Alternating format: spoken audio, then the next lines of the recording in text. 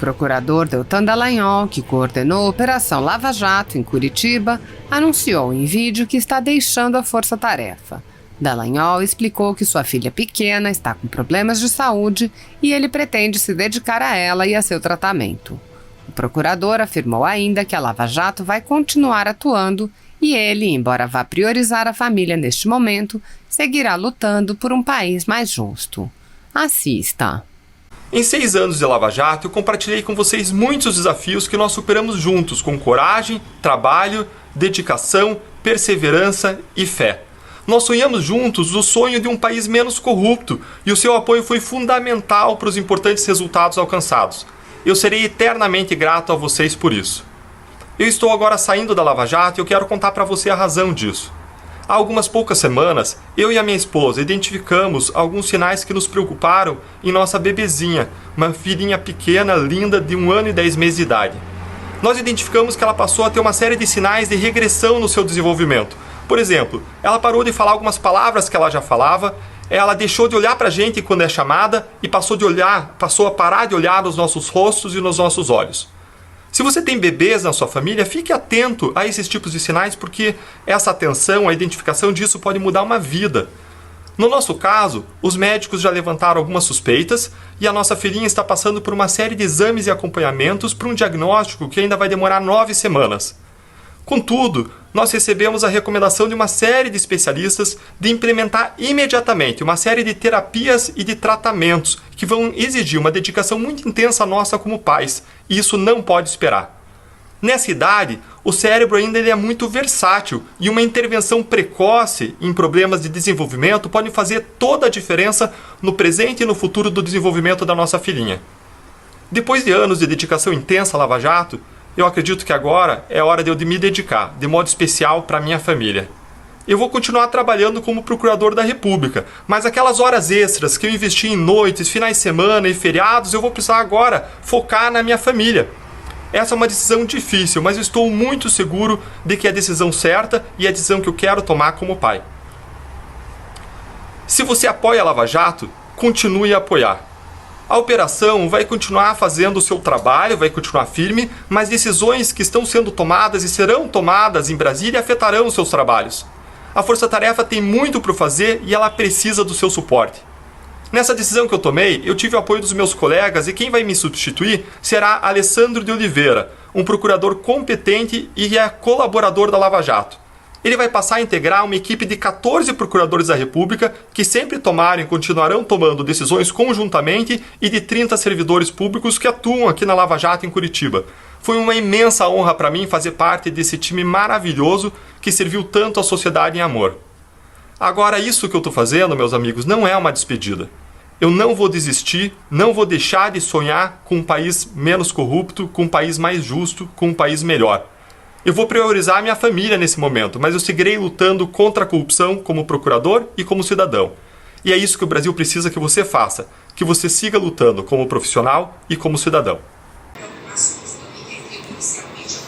Olá pessoal, deputada federal Bia Kicis. Eu vim falar aqui com vocês sobre um dos temas mais importantes sobre o qual eu dedico meu mandato, que é o combate ao ativismo judicial. E nós estamos agora vivendo um momento muito crítico com relação a isso, quando esse ativismo ele advém diretamente de ministros do Supremo Tribunal Federal. Somente esses últimos dias nós tivemos 2 exemplos muito graves de ativismo. O que é o ativismo? O ativismo é quando o juiz ele se substitui ao legislador e ao invés de simplesmente fazer o seu papel de aplicar a lei, ou no caso até do Supremo, a Constituição, ao caso concreto, aos processos sobre os quais o juiz se debruça, que chegam ao juiz mediante provocação de uma parte interessada, o juiz começa a falar e decidir sobre questões políticas que não estão nos autos. Então nós tivemos essa semana o ministro Gilmar Mendes, numa entrevista, numa declaração, dizer o seguinte, que é preciso dizer isso de maneira muito clara. O Exército está se associando a esse genocídio. Não é razoável, é preciso pôr fim a isso.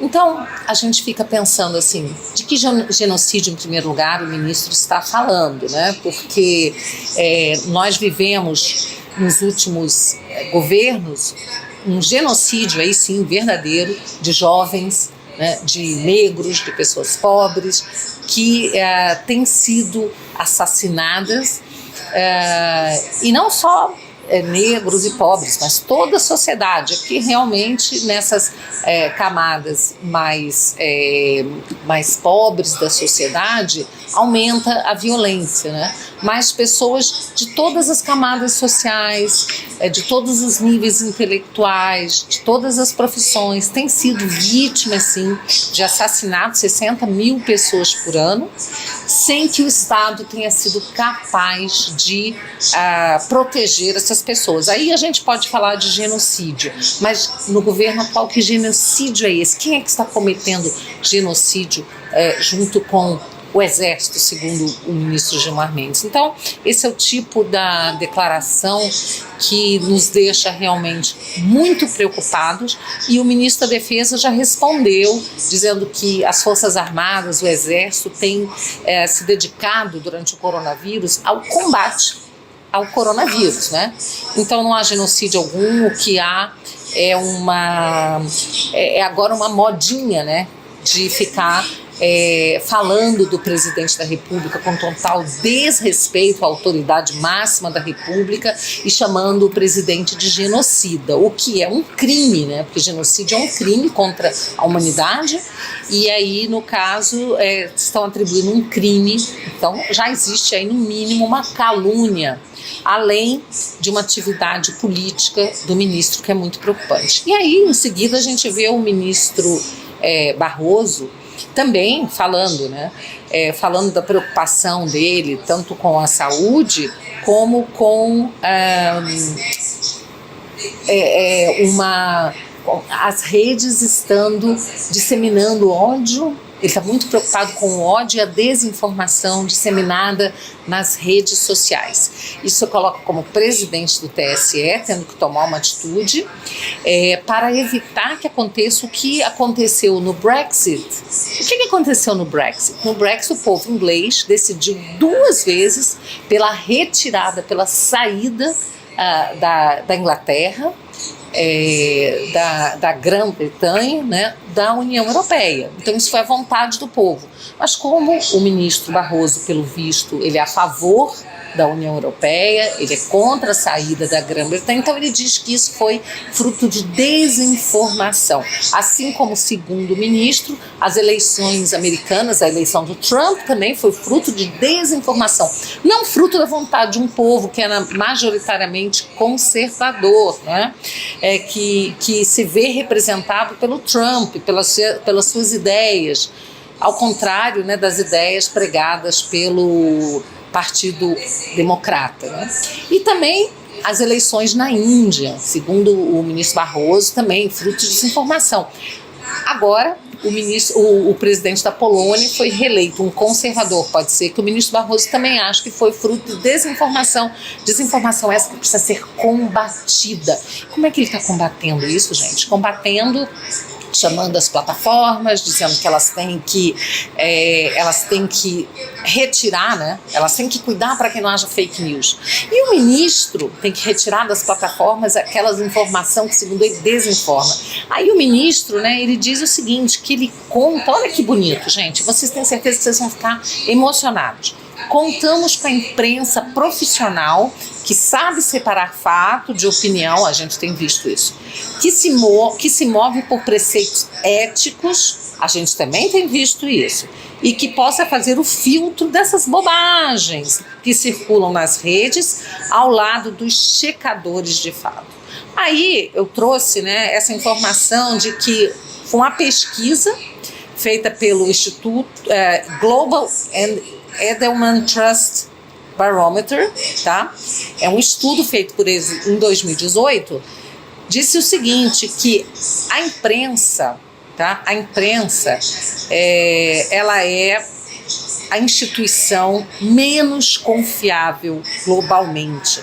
Então, esse resultado apontou que em 22 dos 28 países onde a pesquisa foi feita, ela se encontra no território da desconfiança. E o Brasil certamente é um desses países. Se não foi incluído na pesquisa, se fosse incluído, certamente seria um desses países onde a imprensa está realmente assim, um dos últimos locais, uma das últimas posições de instituição confiável, não é? A gente tem assistido jornalista que torce para presidente morrer, pesquisas que são feitas, né, e depois desmentidas, pesquisas eleitorais que são feitas, divulgadas pela imprensa e depois são desmentidas nas urnas.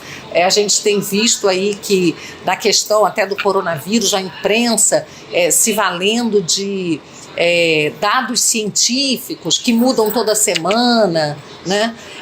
Então a gente sabe que não tem uma cobertura parcial, lamentavelmente, por boa parte da imprensa, mas é com essa mídia aí que o ministro Barroso diz contar, essa imprensa profissional, para dizer, junto com os checadores de fatos, o que é verdade, o que é mentira, né, e impor aí um cala-boca, uma censura às redes sociais. Então, assim, eu estou deveras preocupada com isso, tá? Como parlamentar, trabalho todos os dias, né, para combater esse ativismo judicial. Tem uma série de projetos de lei contrários ao ativismo, que visam a responsabilizar esse ativismo, criminalizar toda vez que houver uma usurpação de poder. Isso tem acontecido muito porque, lamentavelmente, o parlamento tem se colocado de joelhos, subserviente ao Supremo Tribunal Federal. E a gente sabe que tem aí parlamentares que têm problemas perante a justiça, né, que temem realmente que haja uma investigação, uma denúncia, que o Supremo possa condená-los. Mas é isso aí, né? A gente precisa encarar esse fato, né? A gente sabe que você não precisa dever para a justiça para poder ser investigado. Hoje a gente vê isso, né? Existe, além do ativismo todo, né? Agora esse ativismo também foi para inquéritos, né? Ele agora também está sendo utilizado em inquéritos penais, né? Aí no Supremo Tribunal Federal, que está avançando sobre a base de apoio do presidente Bolsonaro. Então a situação é toda muito preocupante e nós temos que continuar sempre atentos, e vocês podem contar com o meu trabalho no combate ao ativismo, que é uma forma da gente preservar a democracia. Enquanto os juízes quiserem fazer leis, quiserem investigar, quiserem decidir quem vai ser diretor da polícia, ou seja, quiserem usurpar sobre competência do executivo e do legislativo, nós não teremos uma democracia efetiva.